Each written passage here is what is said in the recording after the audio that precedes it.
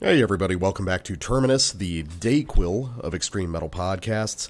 I am the death metal guy, aka, did anyone ever consider if Euronymous just had really negative vibes? And, I mean, he did. But, like, maybe he was, like, kind of a toxic friend. Oh, yeah. Sort of like a toxic influence on the Norwegian black metal community. Yeah, I mean, there's just, like, maybe he was gaslighting Varg a lot. I mean, in a sense, I guess that's kind of Varg's argument. He had to enforce the community standards. Euronymous violated the non-aggression treaty, you know. And I'm the black metal guy, aka I legit couldn't come up with an aka this week. You know, there's a first for everything. Well, you were busy. How was your trip? You know, the art was great. The ancient medieval stone architecture was great. The serene blue Mediterranean sky was excellent. The rolling hills were also nice. The norovirus, not so much. I mean, these days, that's sort of like a classic part of a trip overseas, pretty much any time. Or, like, I don't know, even going too close to the beach, it gets you half the time now.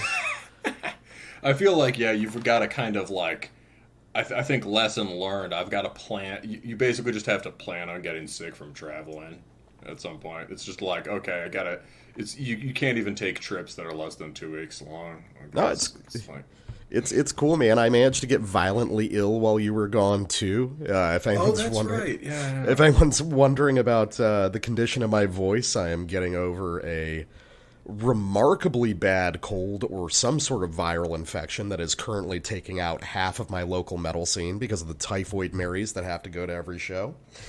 So, you know, I've had that to contend with. Work's been tough. My NSA handler's been broadcasting soft rock hits of the early 90s into my ears. You know, it's been difficult, man, but I'm glad to have you back. It wasn't the same without you. I'm glad to be back, too. All right, well, before we get on with all the chicanery, the usual cleanup at the top of the hour. Follow me, the Death Metal Guy, on Facebook at Terminus Podcast. Follow the Black Metal Guy on Instagram at Terminus Extreme Metal. Follow our harried intern Hyper Shaman at both those pages because he's taking point on those right now. And then if you are really enthusiastic, feel free to support us on Patreon, where $3 and up gets you access to all the Terminus Prime bonus episodes, and $5 and up gets you access to the Terminus Black Circle, where, is our private Discord server where we primarily discuss developments in the world of wrestling and post our rarest Pepes. So, with all that out of the way... Oh, wait. Also... I've realized we've been forgetting one form of just traditional and mundane shilling, which is just, please like and subscribe if you're listening on YouTube. And even if you're not listening on YouTube, if you're like a podcast person, like, if you've got a YouTube account, you know, if you want a really easy way to support is to subscribe and like. It seems like it doesn't matter, but, you know, it all has, you know, the subscriptions certainly have a signal boosting effect. And it's like, dude, I feel like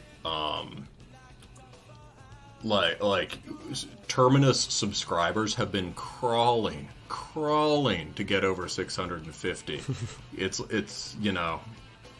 We have to have our cool 666 subscriber moment. You know, we'll take a screenshot and stuff. We'll be those guys. It'll be, you know, we'll finally ascend to being a real metal podcast as soon as...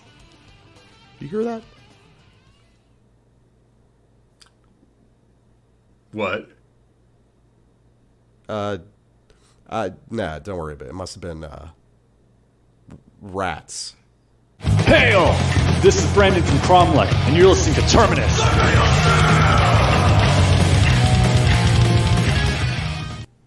All right, and we are back from lamenting our maladies to discuss a record I've been looking forward to for a long time. This is Tyrannemord by Ateiggär out on Eisenwald. And this is the first full length of Ateiggär. And I've had my eye on this band since their EP, which is, the title is in something like, I don't know, like old, it's either like Middle German or like Swiss dialect German or something. It's Us der Hol Chunt Nun Süd, which I'm sure I just totally mangled. Yeah, I can usually help you with the German pronunciations, but this dialect, no fucking way, man. Yeah. So it's so this EP came out in 2019, and it was almost kind of a like full length unto itself. It was very complete feeling. It's 27 minutes long. I mean, by 2022 standards, that's 2 full lengths. And what was remarkable about it was a worship project, and not for the usual suspects. It was a Kvist worship record, and I that's a band I mention, about as much as I can on this show. But for those who need a reminder, right? Kvist is this Norwegian band from the mid-90s that did a one-off record in 96 and then just disappeared. And early 96, January 1st. And, it shared some members with some bands. Like, there's like 1 degree of separation to like Ergahal, weirdly. But like, Kvist is like, a prime example of that kind of like aristocratic black metal that we talk about with like bands like Dawn from Sweden and stuff like that, right? Sort of like the classical, the neoclassical impulse that you have in a band like Emperor, but like not like taken more seriously, but like almost just used developed in a more effective way and fully integrated into the guitar style. And so Kvist in some way is symphonic BM, and it does have keyboards, but like without a lot of the trappings of the genre.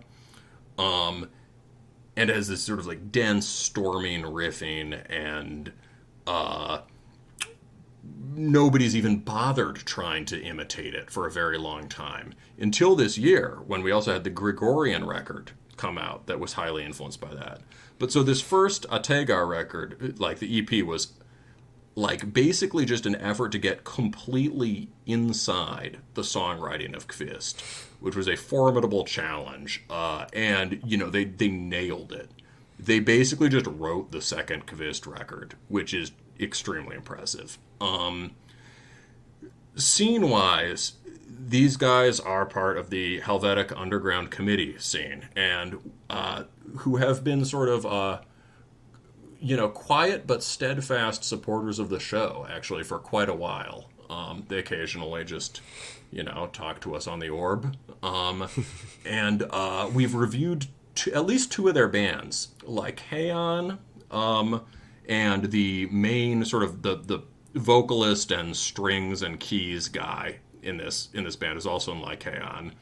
And we've also reviewed Goifer, which it's not clear who's connected to that, but Goifer also has some big Kvist influence and some common DNA with Ateiggär, I think. And I was also sent a copy of the Death Void Terror record by the guys over at Repose Records, who are a big supporter of this scene. Oh, yeah, that's right. Yeah, Repose has repped them really hard. You like the Death Void Terror? Yeah, I do. It's sort of... It's got that kind of like ortho cavern thing, but it's presented a little bit more like ambient music. It's the kind of thing, it's in a style that I don't usually like, but it's a really good execution of it that I did like. Yeah. And so like other bands from this scene, the other really big one would be Ungfell. And both of these guys are in Ungfell. And they also both play live in Dogma, who had one out this last year. They're credited both as Fouth, And if you go to their artist page on Metal Archives, it just gives you another pseudonym. But yeah, they're like they have the same first name for this project, and yeah. So to me, this is like the HUC flagship band now. I would say this album marks the ascension. I'm biased towards it personally because of the aesthetic, but like, this Terminus is a very accomplished record, and it's really a breath of fresh air this year. So first, I think we should just do some. I mean, do you want to do any preliminary thing before I make people listen to Kvist? Let's do the Kvist, just because that's on the brain, and then I'll give my overall. Yes. So this is just a back context for this record. Is like this influence that has at the foundation of the sound. So we're just going to listen to the beginning of their only record, For Kunsten ma vi ewig Weg, which means something like, for the art we must give way, or we must yield to the art. And this is just like a minute into the first track, Ars Manifestia.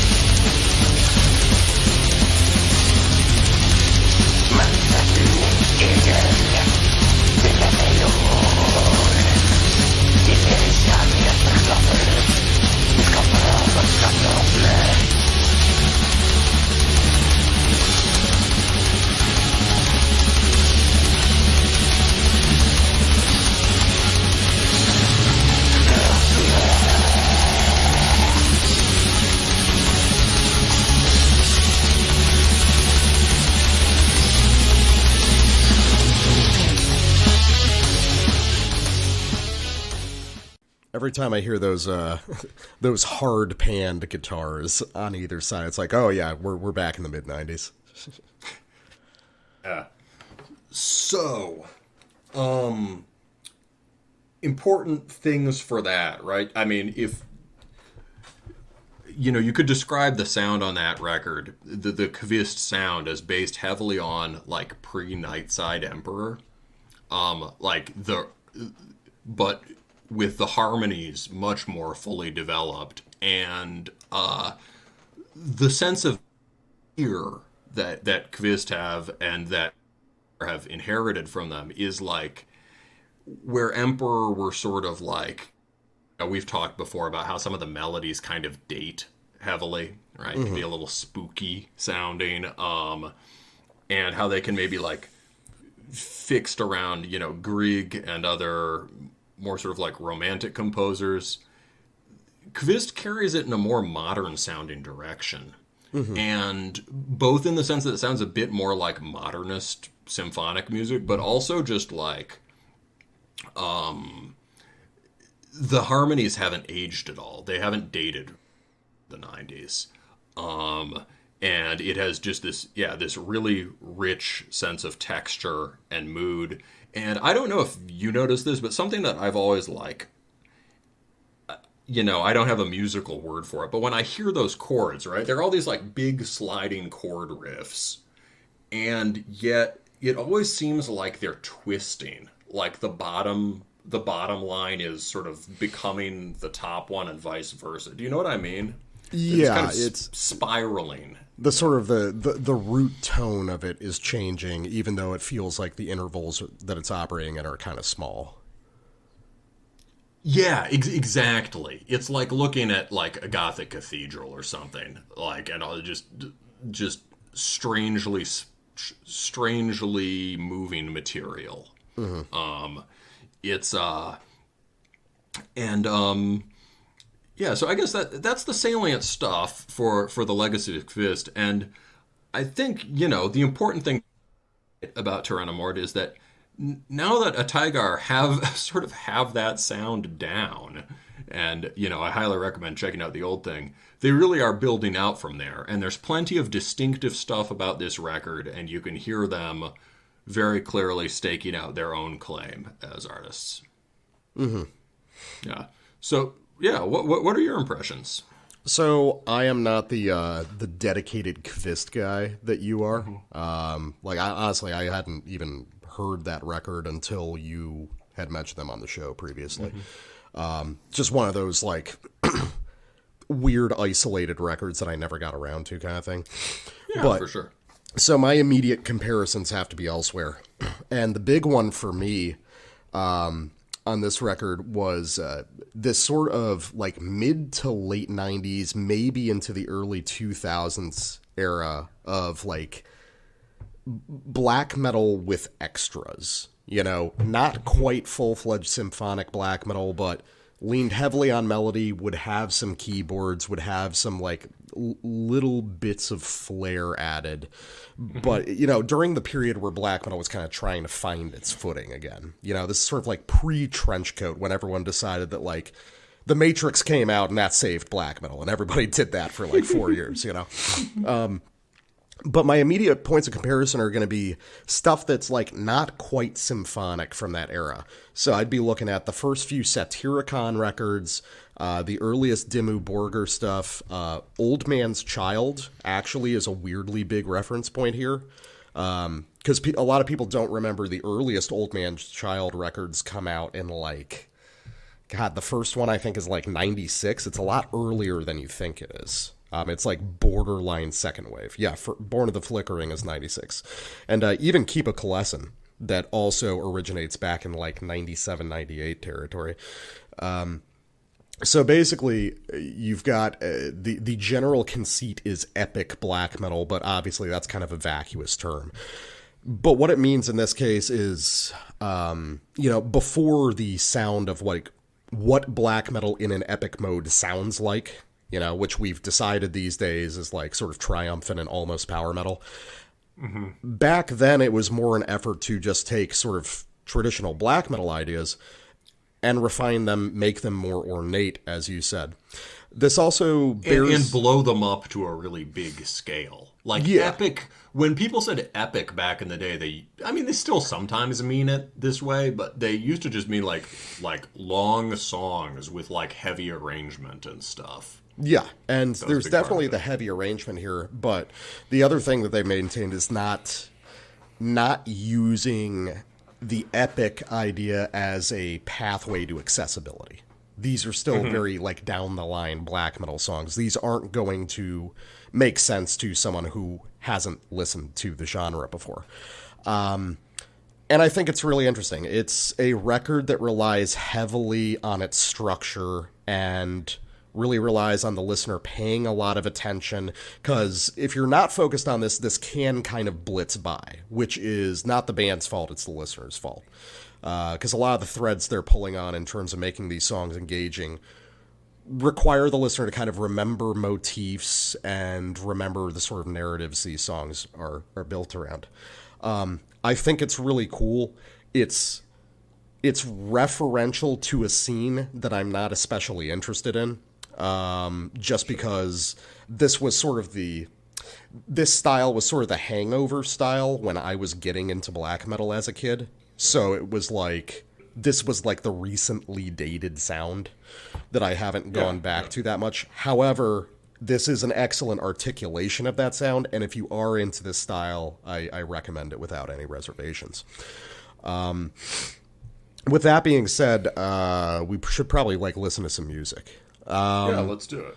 So I've got the first sample. This is off of Iserni Plag, and forgive us on the pronunciation. I've never been to Switzerland. I don't know what they sound like over there.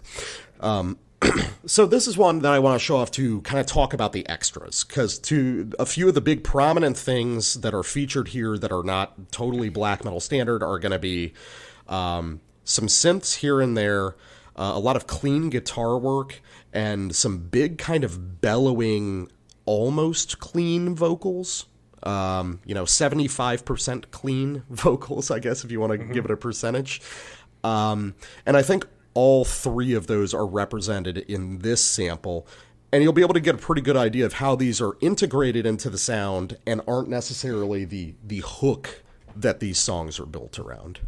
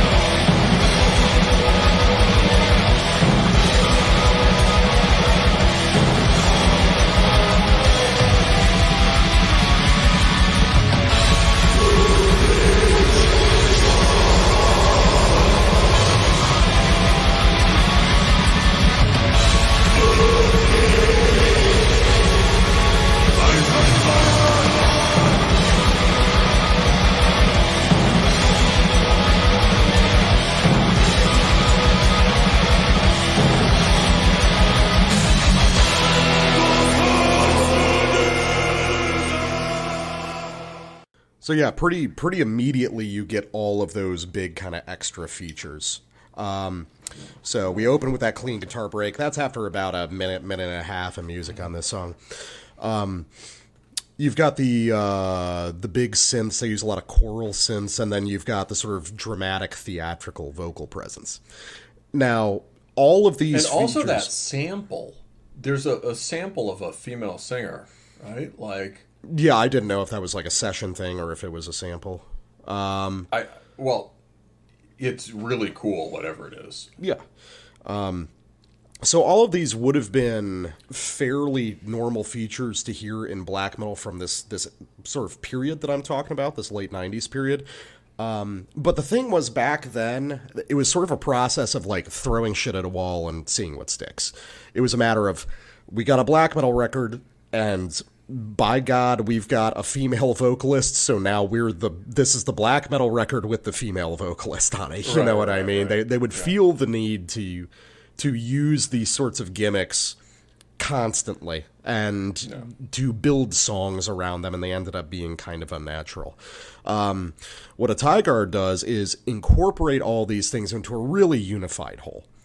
You never get the sense that any of these songs are relying on one of these extras to carry their weight. They're all folded into this. The whole package feels very theatrical in a way. This is, at least to some degree, a concept album, and even without knowing that, you can kind of get that feeling throughout the record. Yeah, it is. It actually has a narrative structure, and although you wouldn't necessarily know it on the first listen, the album, like, after one go through, it really starts to click that it's narrative. And the whole record has been written around that. And it's certainly just very eventful songwriting. You could hear that right there, right? I mean, the transition into that sort of like the riff trading at the end, or the bellowing that faded out the sample. The whole. So, the way this connects to second wave black metal is really important, I think. The fact that this, you really never hear any of the quote-unquote epic melodies that you would expect from like a 2022 record. Most of these are really just deeply connected to sort of traditional second wave melodies, including like weird stuff like the one thing that I call a Sorhin riff in the notes, that like really gnarly angular one. Is that a Sorhin riff, Dad? You be the judge. Kvist riffs can be kind of like that too, but Soren is in that school of like, just the more time goes on, the more I'm just like, I kind of like, aside from Gorgoroth, I kind of like these, Kvist, Dawn, Soren, the best of the 90s Scandinavian bands. And, so yeah, it is sort of like, tightly coiled, highly dissonant, but sort of folky sounding. Yeah. It's a good comparison. In fact, my next sample basically has something else that sounds kind of Soren-y. Okay. However, the one other thing I want to say about this sample is the watery production on the arpeggiated stuff, right? Mm-hmm. Now, just using clean arpeggios, I mean, Gorgoroth does that. Like a bunch of other bands in the 90s did that, but but that tone, it just sounds very gothy. And it reminds me of, a band you've mentioned a lot recently, which is Verdunkeln. As well as, Ruins of Beverast. So the gothier side of the Wad Van scene. And I was mentioning that whole group of bands, and, like Naglfar and Lunar Aurora and stuff, when we were talking about Furtan. And that is another group. I feel like that constellation of sort of early 2000s highbrow pagan BM, or late 90s, Naglfar was late 90s, highbrow German and Central European pagan BM is becoming like its own sort of point of genesis, point of origin. And Ateiggär are really sort of picking up that lineage as well as the 90s Scandinavian stuff. I think. But yeah, so continuing about Soren, I guess, the thing that makes Soren very different from this band is that it is very ripping and punkish or thrashing. Yeah. You said something smart in the notes about how Ateiggär's concern for sort of eventful songwriting that's always driving somewhere seems like it has that background influence by more kinetic music like thrash. Definitely, yeah. That you could take for granted in the 90s, right? That was like just that's like just how you made metal back then. Yeah, it's like supposed to be like driving and aggressive, like, and also maybe have cool epic melodies. And that's been mostly lost, especially in the most ambitious big canvas black metal these days. And so like most of this record is not like, it doesn't thrash for the most part, right? It blasts and it glides. But here on the middle track, we actually get some Soren-esque thrashing. And that sort of, that sort of influence comes to the fore. So, yeah, it's right on the heart of the record. And this is Us liegt Us likegiftig schlaf verwaket, or something.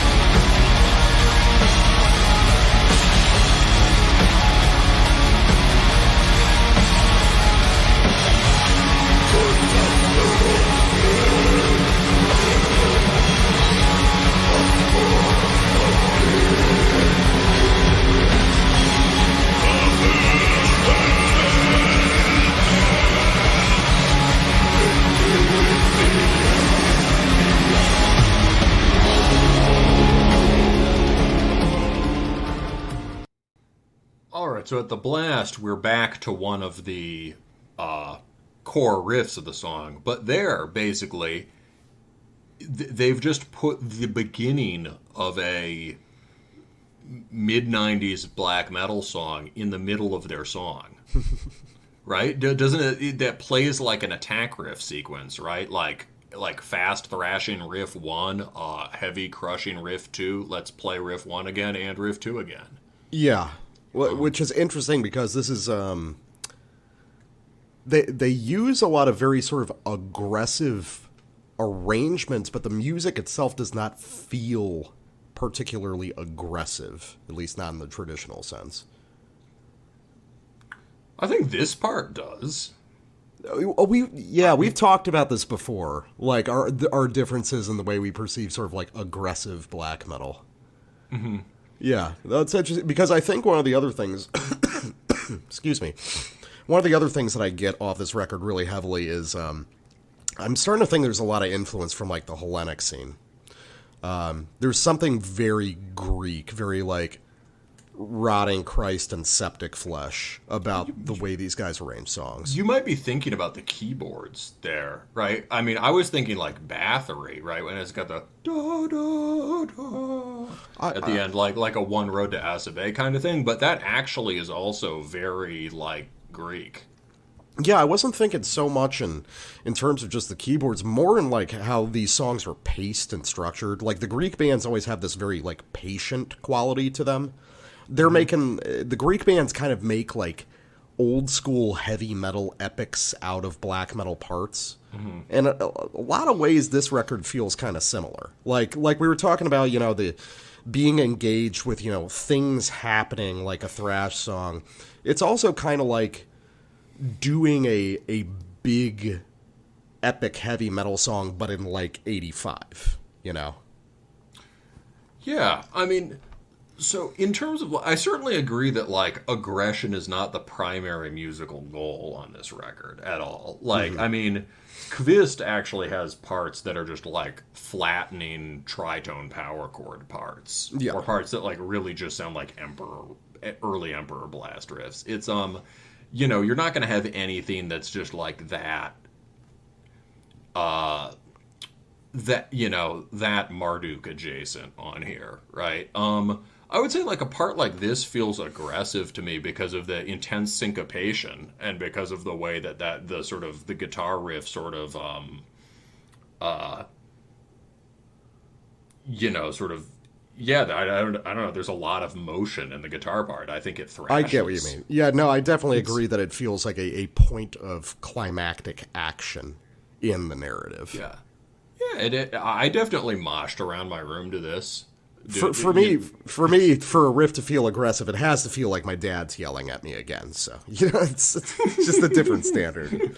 It's, yeah. Well, I mean, it's also, it's your death metal guy thing versus my black metal guy thing. Like, for me, like, you can have, like, a cold knifing guitar tone like that, and it can sound like just the sort of the cutting, eerie cutting sound can be its own kind of aggression. I gotcha. Yeah.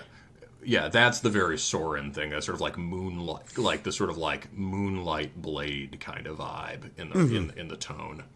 But yeah. So other thing. Well, speaking of big riffs, right?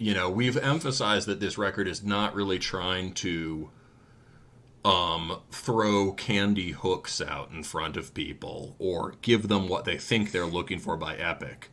However, this record has about like 3 to 4 gigantic riffs, and like that are part of like carefully paced climax sequences.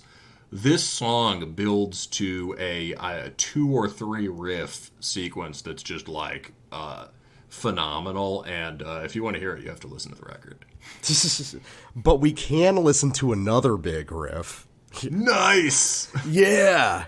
So we got one of those cases where both of us sampled off the same song, and in what's kind of a rarity for us, it's actually off the final track of the record, which is certainly the best one on the album to me. The closer's huge.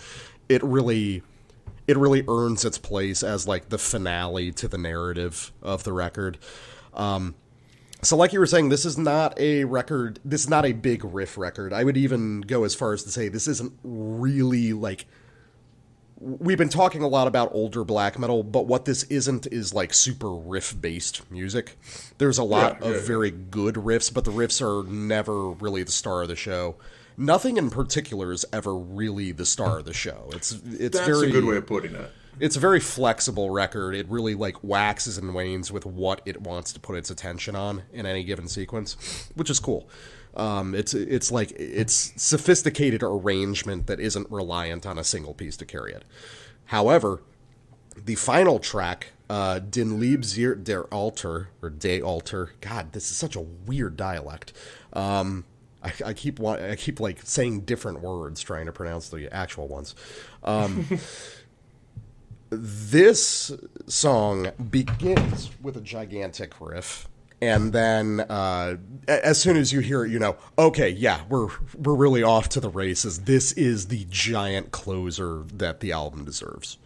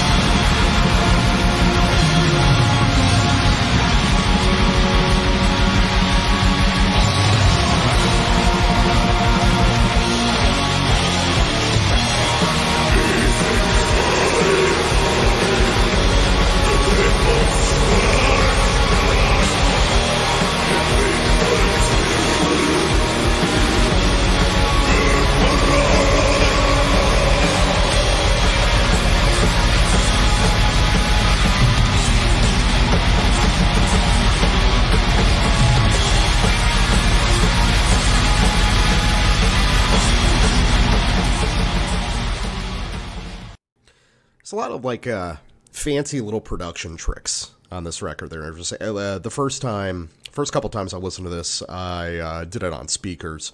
And now I'm listening through headphones. I didn't even pick up on those weird little whisper samples at the end there the first time I heard it.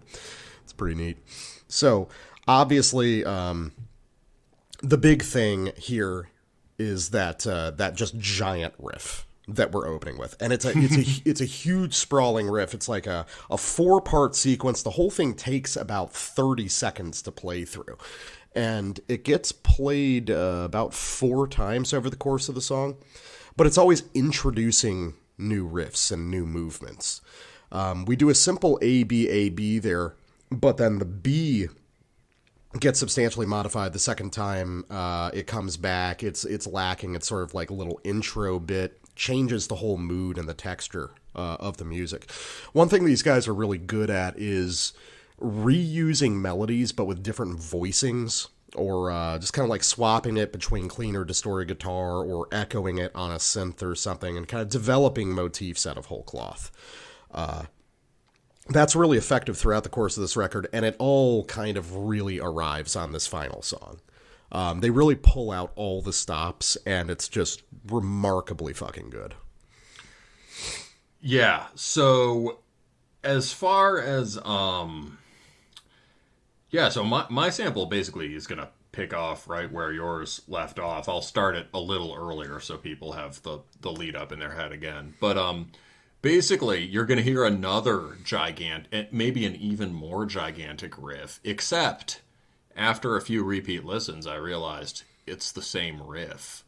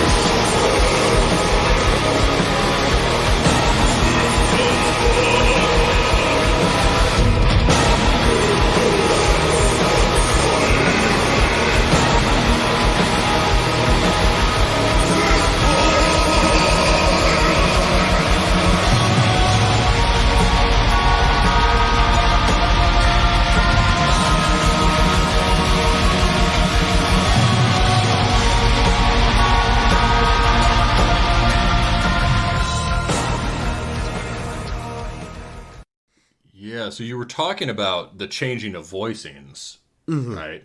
Like, they do that is the big riff from the beginning of the song, but it has all the intervals changed, and now instead of being this sort of valorous martial ascent, right? It becomes this sort of sighing kind of sighing downward motion, right? And it sort of, you get some of that Kvist-ish twisting, but it twists all the way into a major key. And whereas like that kind of like major key run at the end of the first riff, you were comparing it to Toke, right? Yeah. You know, the dun dun dun dun dun, the sort of trill off the end of the riff. That sounds very sort of triumphant, glorious. Here, the major key just sounds like lilting and sort of tender and eerie. That's a thing you could say about the whole record. It feels quite ghastly throughout. And that's when we get to the what this record is about. So it's a concept album based on the assassination of the Byzantine Emperor Leo Armenius in the early 9th century. And it's based specifically on a Baroque German tragedy by Andreas Gryphius that deals with these events.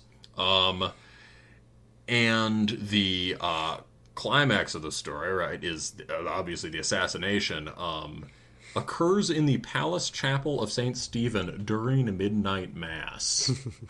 So there's a coup d'etat, and I guess apparently Leo, of course, right, Leo usurps his throne, and then eventually his usurper ambushes him during midnight mass. And when you hear that, riff with the bells chiming over it, it's like a sigh or an exhalation. It's like a sigh or an exhalation, and it feels just for a minute like, whoa, that guy got stabbed.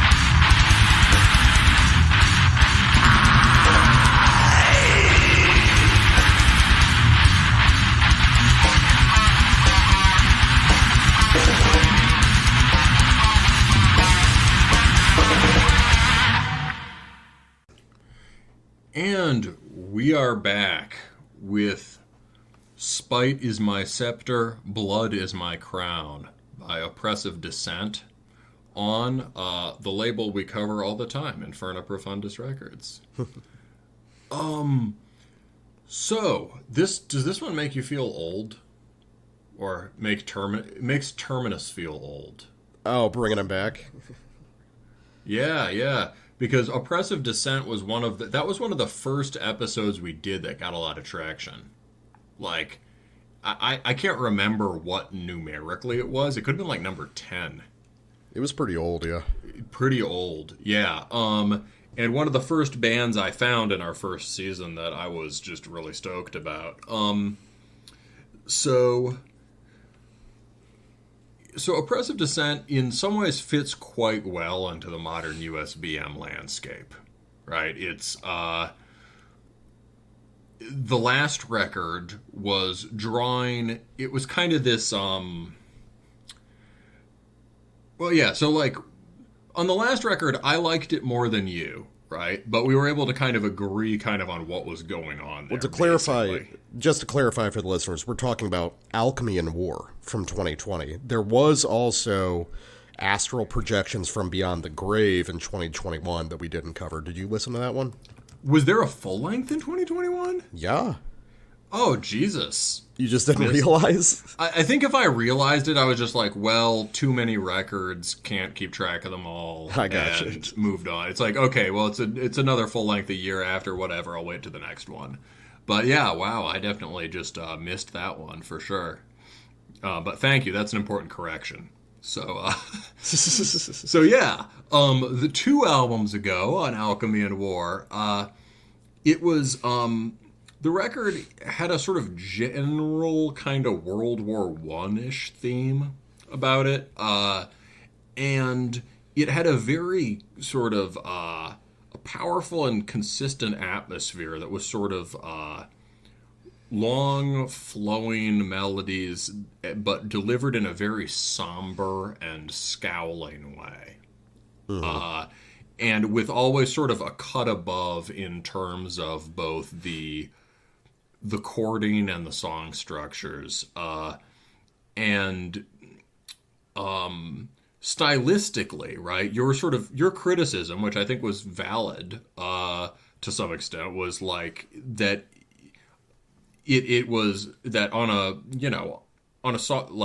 mechanical level, songwriting level, it was this kind of assemblage of various underground styles. It kind of like typified the modern USBM scene in that it was like, here's some Slavic stuff, here's some Franco-Finnish stuff, here's it was a little bit of like a slideshow of the styles that he really liked, right? Mm-hmm. And the thing is that he was quite skilled in all of these, right? But there was some question as to like whether the Oppressive Descent sound had fully cohered. And I remember you also talked a little bit about, say, like, suggesting that there was some, like, the songwriting could have been a little more economical. Yeah, I would argue that. Yeah, so, but we both, found some real, we could agree on some real highlights on that one, such as, some of the like... The Unfettered Gleam of Lucifer's Wings is just a massive banger in the middle of that record. Like mid-tempo, and it had these sort of ornate, flowering kind of 19th century military band kind of melodies. You could hear connections to things that are very trendy right now, like Vothana and Gratzug or stuff like that. But like the Oppressive Descent is tapping into things that are much older, tapping really into early 2000s type stuff. This record, the first time I heard it, I was like, oh, I like the energy, but I'm not sure I like it as much as the last one, or maybe it's kind of a sidestep. And then the second time I listened to it, I was like, oh, this is just, like, really cool. And I think we both agree it's actually a significant step up from the last one. Yeah, I would definitely agree with that. The last one I I enjoyed well enough, but not enough for it to really stick around, like in my rotation. This one probably will, though. This one feels like... This record just feels sharper in just about every way. Yeah. And I think that I was trying to figure it out myself, because this is very much, like, to a large degree, more of the same from what's already been established of this band's MO. But I think you really nailed it in the notes when you said that a lot has been stylistically pared away. There's, like, fewer influences going into this record. And as a result, it's really refined, it's really focused. And I guess sort of my tagline for this thing is that this is the best French black metal record of the year. Except that this is a guy from the U.S., and it's only because, Vehement's put out the best power metal record of the year. Yes. So. But yeah, no, I think that what's really been pared down is, like, there's really not a lot of the Slavic stuff. There's really not even a lot of the Finnish stuff. This is very focused on sort of traditional French black metal ideas, and it's just a really excellent execution of them. So, when you're thinking about French, what exactly do you mean? Are you thinking like Seigneur Voland, Kristallnacht, or I'm thinking that's of that, obviously big here? Yeah, that's going to be big must there. mean something else. Too, well, right? Yeah, I'm thinking of kind of a whole constellation of stuff, because you got the Seigneur Voland, Kristallnacht. I'm also thinking of like Hero Lorn. I'm also thinking of well, they're not French, but I'm thinking of Sunhopfer. At least. Oh, wait, Sunhopfer is French, isn't it? It's the guy from Peste Noire. Yeah, it's the drummer from Peste Noire. Oh, for some reason, I always think that Sunhopfer's German or something. I think it's just because of the name. It's the name, yeah. But yeah, Sunhopfer, especially in sort of some of the structural ideas here, where he's trying to kind of very abruptly put gnarly second wave stuff next to fancier kind of florid French riffing.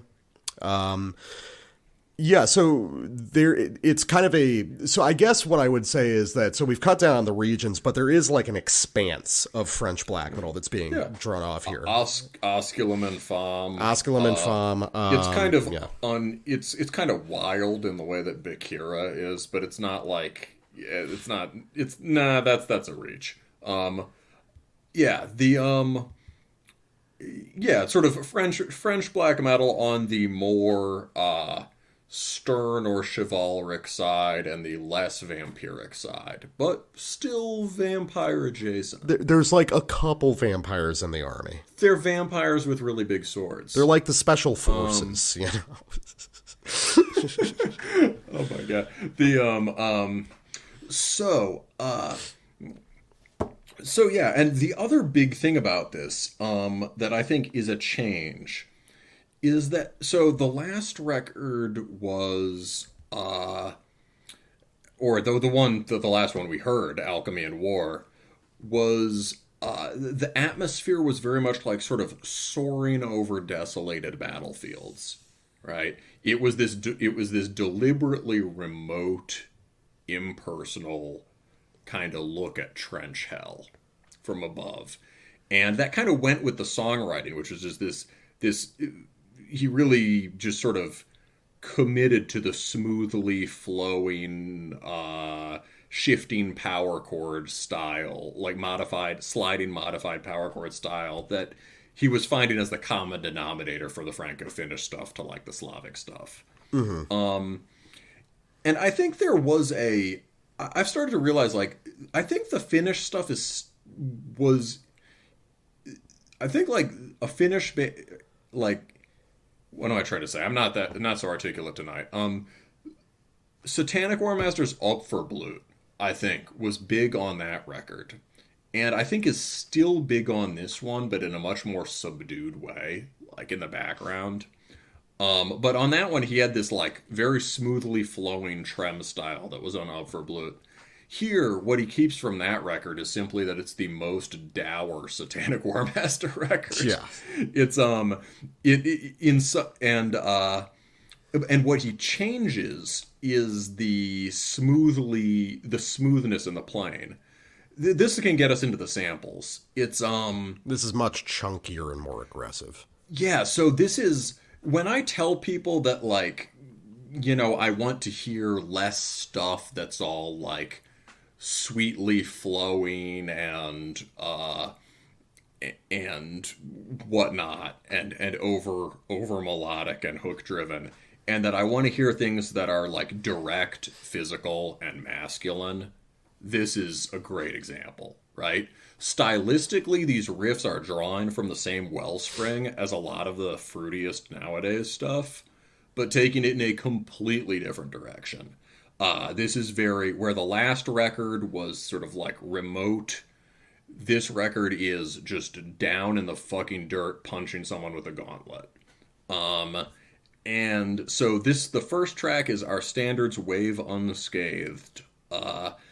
And you can hear some kind of unexpected song structure stuff. He always like does simple but unexpected songwriting moves are a signature for Oppressive Descent. And you will hear the first riff is really a statement of intent. It is, you can hear the roughness and you can hear this kind of disjunctive thing. The riff has 3 different timbers. It's not, his hand isn't staying in one place.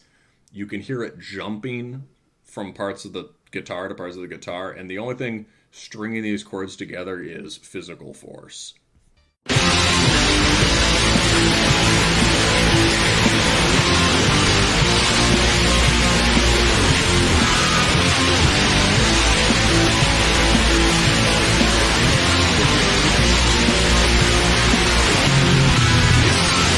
Yeah.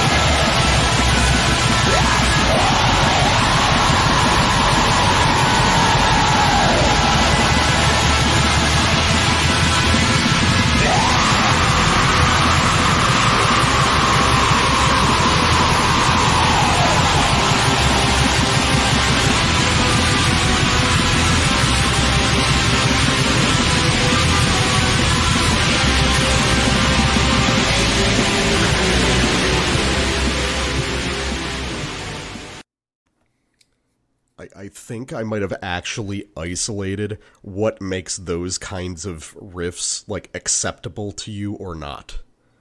It's like it's a very precise structural conceit.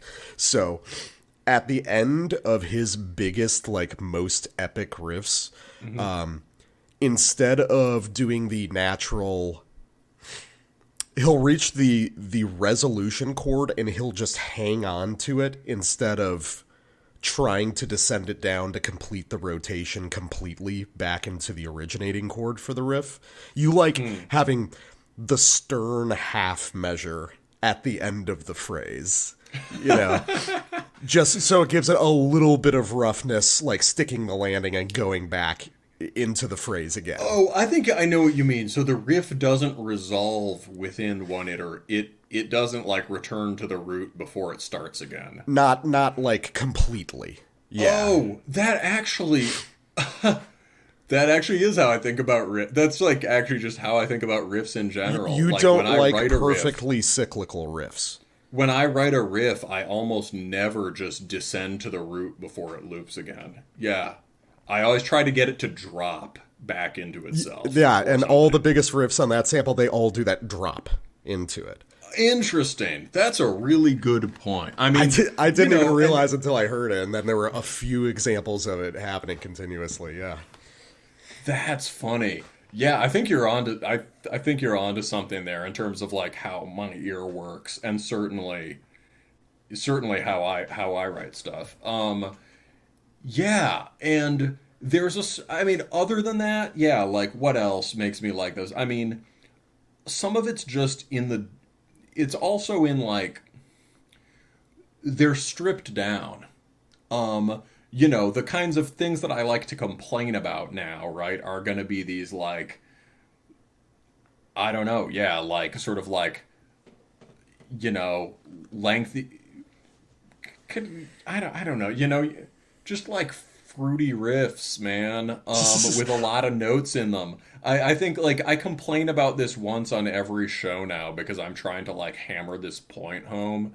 So, like, I almost sound like a broken record. But, you know, this thing where, like, people hear the you know, the, like, GBK, Argas, Lent, Vothana style, and they, like, play this weird game of telephone where they just exaggerate it until it becomes frilly. Right. Yeah, you want the original version of it before it got completely gussied up. Yeah. Yes, or they take Satanic War Master riffs, right? Like the most florid riffs on Corellian Satanist Madness, and then they miss the fact that those riffs all sound like, you know, those riffs are all like lightning bolts. And, you know, yeah, shit like that. And so this stuff is all like, Oppressive Descent is really good at writing riffs with lots of notes, which we're going to get to, right? He can turn those sort of cascading chivalric phrases with the best of the Frenchmen. However, a lot of this record is based on, like, well, what we just heard, like the basic, you know, there's that sort of like, you know, strutting initial riff. And then it gets into the sequence of like those riffs, the ones you were talking about, right? The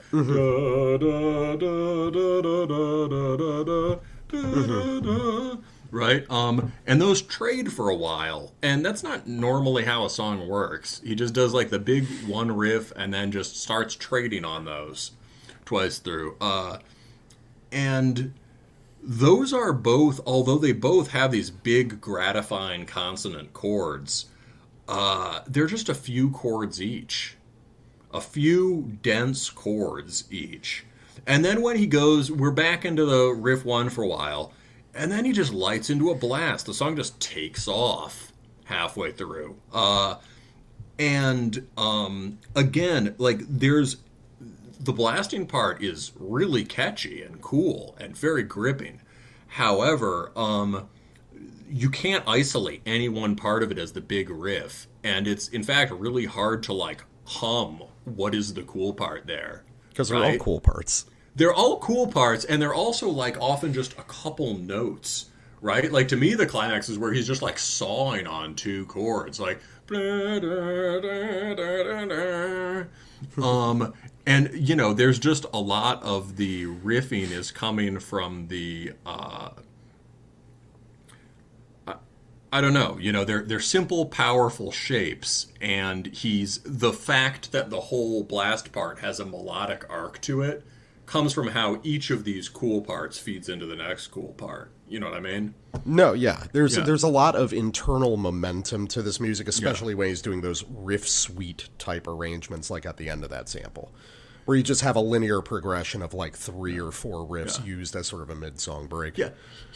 For him, the riff is not actually the fundamental unit of songwriting. Yeah, like it's a full melodic sequence. He can play a big riff if he wants to, but he's usually way more interested in these like trading phrases or in these long sequences. And another thing, like, just want to get your thoughts on, about the whole passage, but especially the blasting stuff.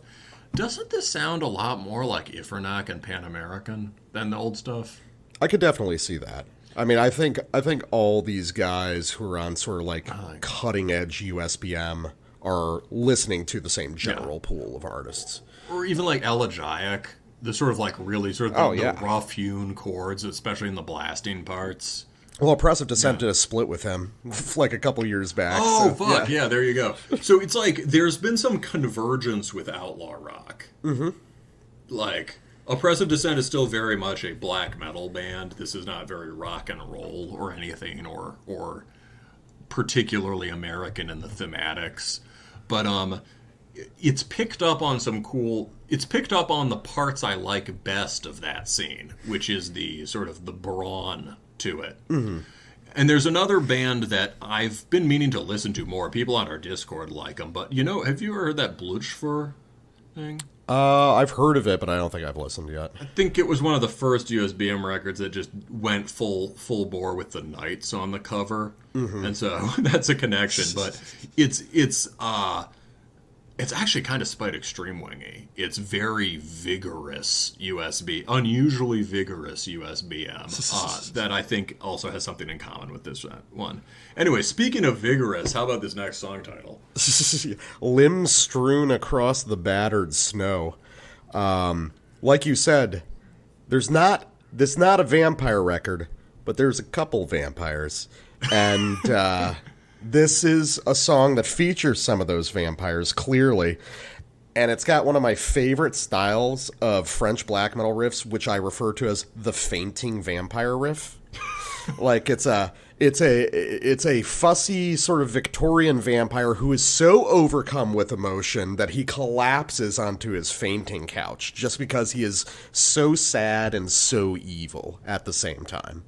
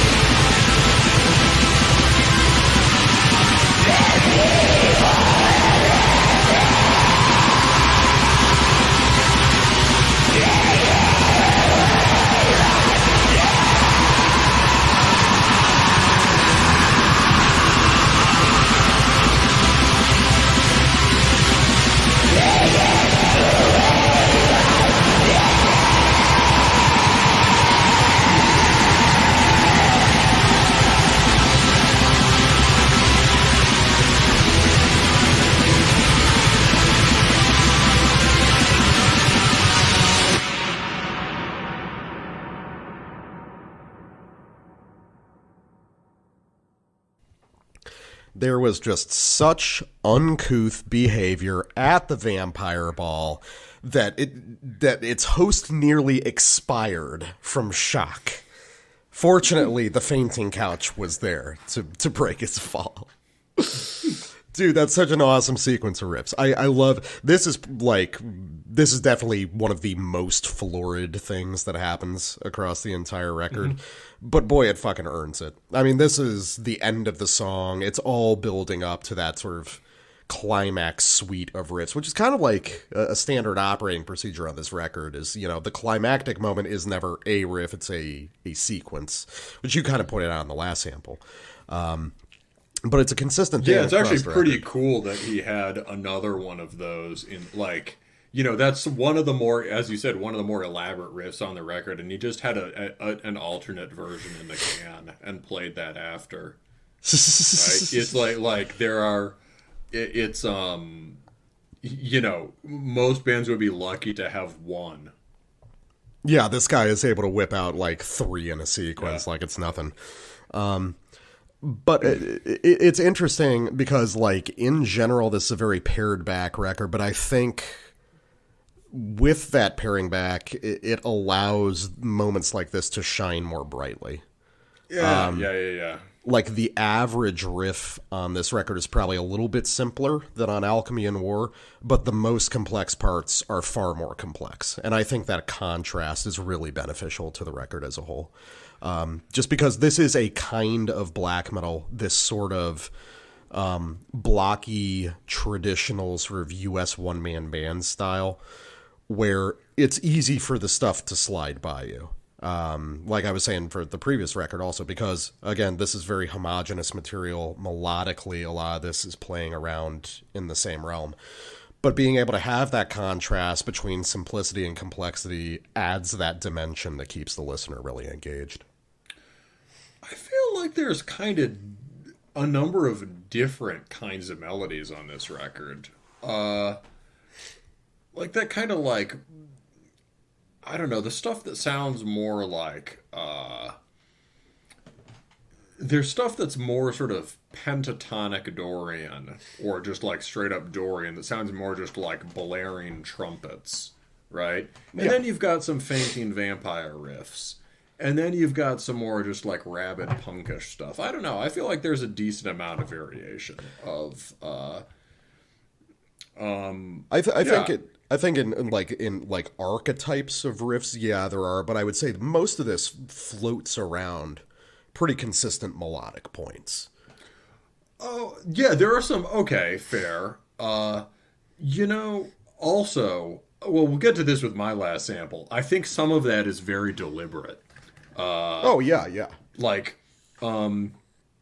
we also got to talk about at some point about, you've before we started recording too, you know, I think like you describe certain records as blocky, and I'm like not sure what you mean, and I think like you were explaining before, because like to me there's all sorts of sophisticated structural stuff happening all over this record in terms of, say, like the way that he'll compose a chorus as a sequence of riffs, or the way he'll have these kinds of nested structures, or whatnot. But you mean something, you don't just mean like, say, simple or clunky when you say blocky. No, it's not really, it's meant to be descriptive, not really a qualitative judgment.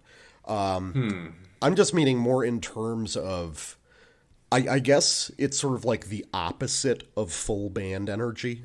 Like Oppressive Descent's music tends to be based on figures of like 4 or 8 repetitions. There's not a lot in terms of like transitional phrasing between those riffs. There's not a lot of like dynamic play in general. Like this music is it's executed in a very homogeneous fashion, melodically and rhythmically, which is good. This kind of music should be delivered that way. I guess just in the sense where you can hear that these are songs that are written in their entirety on guitar, and then drums and vocals are placed on top of them. Okay. I definitely hear the written entirely on guitar thing. I get what you mean about riffs being discrete, not having transitions and things like that. I think about the 4 and 8, I would almost say that's not how this guy works. I think like many things on this record repeat twice. Like that whole sort of set of trading riffs on my first sample, that was like 2, 2, 2, 2. Or when he blasts in that like blasting fanfare part at the end, that whole sequence was like 2 reps of this, 2 of this, 2 of this. There might have been like 4 on one of those. But like, well, he's usually saving that for his like riff suite sequences that are like the climax of songs. I understand that it's like, well, I think one thing he's done is actually condense. I think that was a more apt description of the last one, where sometimes it seemed like he would arbitrarily sustain something too long just because it's like, oh, you got to go 4, you got to go 8, or even there's 16. there's more riffs per song on this record also. There is not that sense that things are being repeated just because one goes for 4 or 8. Mm-hmm. I think there's more more range in how long things repeat, and more riffs per song, more shit happening. The other thing, I think, I almost consider blocky songwriting a strength. Like, in terms of what you mean, about, like, just going from one section directly to the next without transitions. Oh, yeah. No, it's not a bad thing at all. It's, like, it's related to what you said about what I like about riffs earlier. Like, I like each riff sets up the next, drops into the next one, or whatever. But you like it to drop in with force. You don't want it to just, like, elegantly slip in. Yeah, exactly. Like a man with a long, thin penis, or like that vampire.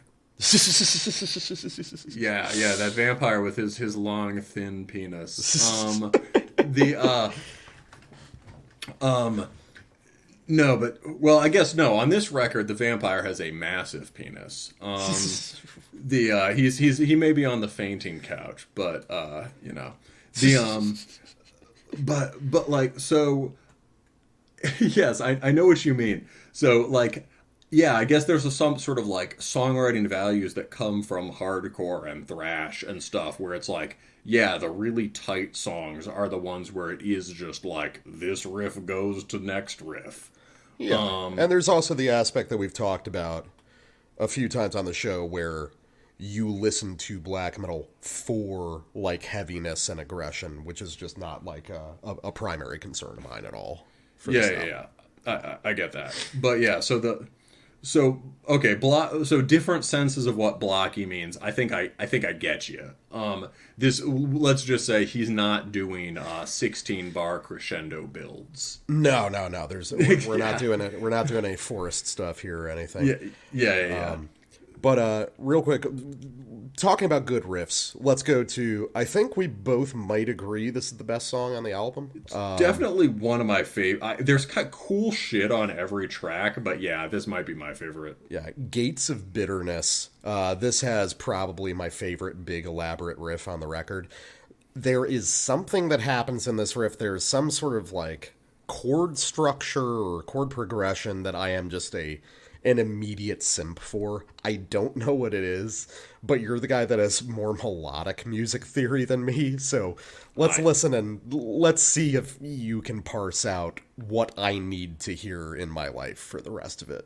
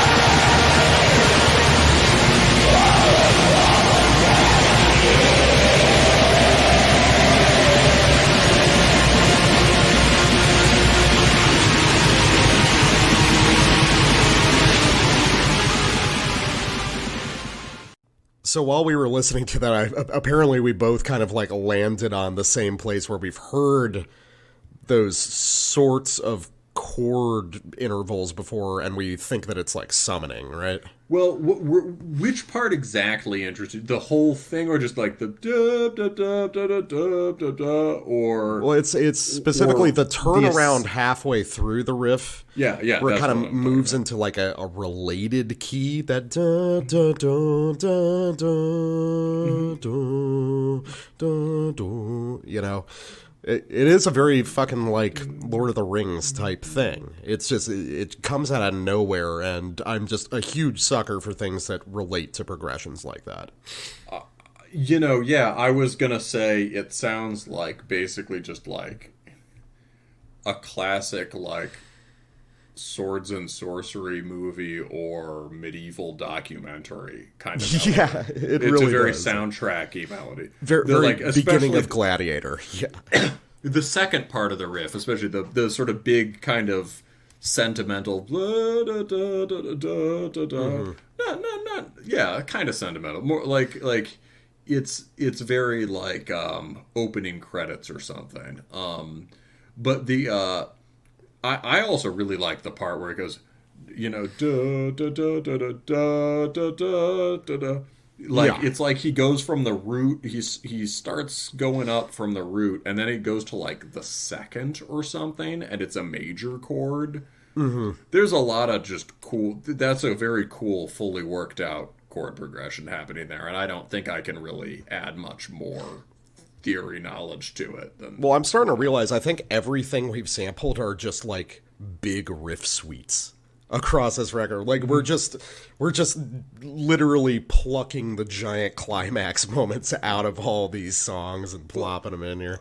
Another thing I really liked there was that there's an answering riff in between those two iterations of the long giant riff. There's a it's this kind of diving riff. The long riff is so long, it's hard to... Yeah. I'm trying to click to it. Yeah, I love the dum dum dum dum dum dum dum dum, or in whatever, however he turns it around. Interesting thing is, another band would do that very briefly as a sort of like, interstitial riff, like to punctuate it and then go to something else. He I mean, that's a kind of epic riff that I love, and that just sort of that falcon dive movement, and he just hangs on that for like a long time. He repeats that phrase maybe like 8 or 16 times, and he starts layering on he starts like really just like feathering out the chords in this very like noisy way, and layering on a bunch of other voices. And, that's a good example of, to me, an aggressive black metal riff. And he gives that the time to breathe before he launches that big progression again. Mm-hmm. It's just really beautiful part. It's like the highlight of the record to me. Yeah, the whole song. I mean, I like you got the tail end of the sort of hardcore stuff and earlier in the song. The earlier part of the song is much more abrasive. That would be another thing. The songs really change character as they go. That is true. Yeah. Like Gates of Bitterness, like the thing that initially grabbed me about Gates of Bitterness is that for the first half it's just like a ripper and very abrasive. And then it just like turns like that. As you were saying with that head fake. Oh, yeah, that's such a hilarious head fake, this little sawing 2-chord thing that should have an interrupting Dark Throne riff right after it. God, have we even used that this year? Jesus. There haven't been... Well, partly we've been more grateful when we've heard them from time to time. Just to remember what black metal's like. Yeah, but we don't use it much anymore, yeah. I don't know. So that is, that part's great. And then let's get to the last part. And so let's Here, before we get into it, I'll say, like, one sort of... Before we get into the last sample, it would be like, in terms of where to go from here, right? I definitely feel like this is a... Oh yeah, one last overall positive thing is just like I love the guitar tone. Yeah. And like it's very just forward, brash, noisy. Pardon me, burp, noisy. I think you brought it up, but I agree. I think we both would prefer if the vocals weren't like USBM distorted. Yeah, I mean that's always been kind of a convention of USBM, but I've just never been real fond of it. It spreads it out and diffuses it and makes them less like, less harsh. Yeah, it's like in an effort to make it harsher, it paradoxically sounds less harsh. Yes, and I think for that style, these sound pretty good. I mean, there are some really cool parts where it's like, damn, yeah, he is just pitched shrieking over and over again, and it's like awesome. But it would sound even cooler without the distortion. Yeah. But anyway, last overall thing is like, so in some sense, I feel like the band has just like totally come into its own. But one thing that might seem like a nitpick, but I think kind of matters because black metal's about the total passage, is I'm not sure he's yet totally figured out like the aesthetic, the aesthetic presentation. You know what I mean? Mm-hmm. Like it's not yet clear. So like the cover has, I mean, obviously I love Knights. The cover has some sick medieval battle. However, it's kind of just like the thing that's going on right now is covers like that. And it's sort of different from some of his other covers. And it can be hard to get a sense of like what exactly the vibe he's going for is. And I think I know what it is, but I'd be interested to see how he could bring it out more. The music obviously has its own mood, right? But like, what's the sort of the connected concept, right? And all that shit matters, right? The mystique of the early Norwegian bands, right, has to do with these fully realized concepts they all had. But interestingly, this might be the one band where I feel like he should lean more into the Satan stuff. It's like every time he writes a song about Lucifer, it just kills. So here is Eternal Luciferian Stronghold.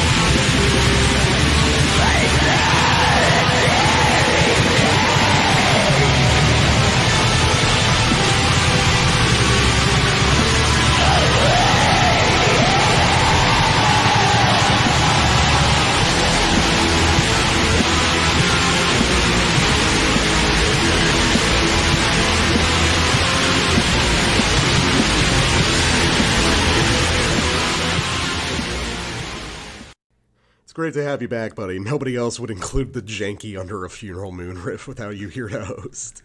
Yeah, well, I mean, those are an important part of the record. Like that's like the French stuff is important, but like there's a lot of just like buzzsawing Norwegian 90s trem. I mean, another band I think of throughout this record is Gorgoroth. Not really in any of the details, just in the very sort of simple, direct, but very full spectrum presentation you get in the first three records. Especially the first two, but more with this kind of in the red aggression that's more on the third one. Mm-hmm. And yeah, so he does a really cool thing there, which is the initial trem riff is just, that's all just like tritones, and there's like internal dissonance in some of those chords, and half steps. It's a very chromatic Norwegian BM riff, but the rhythms are like folk melody rhythms. It's very flowing. Bum, bum, bum, bum, bum, bum, bum, bum, bum, bum, bum, bum, bum, bum. It flows like some of his other more sort of consonant melodic big riffs. And it's actually a motif he's already set up earlier on the record on Victoria's Funeral. And then that rhythm basically holds into that gigantic climax riff there. So there is... so instead of just being like a slideshow of cool riffs or a set of really good songs, this has been composed as an album in a really impressive way. And there he's it might not wear its sophistication. It might not be as sort of, this is obviously working at a smaller scale and on a smaller canvas than a record like the Ateiggär, but there's a similar knack for passing ideas through different mediums and voicings. And yeah, back to the thematics, right? It's like,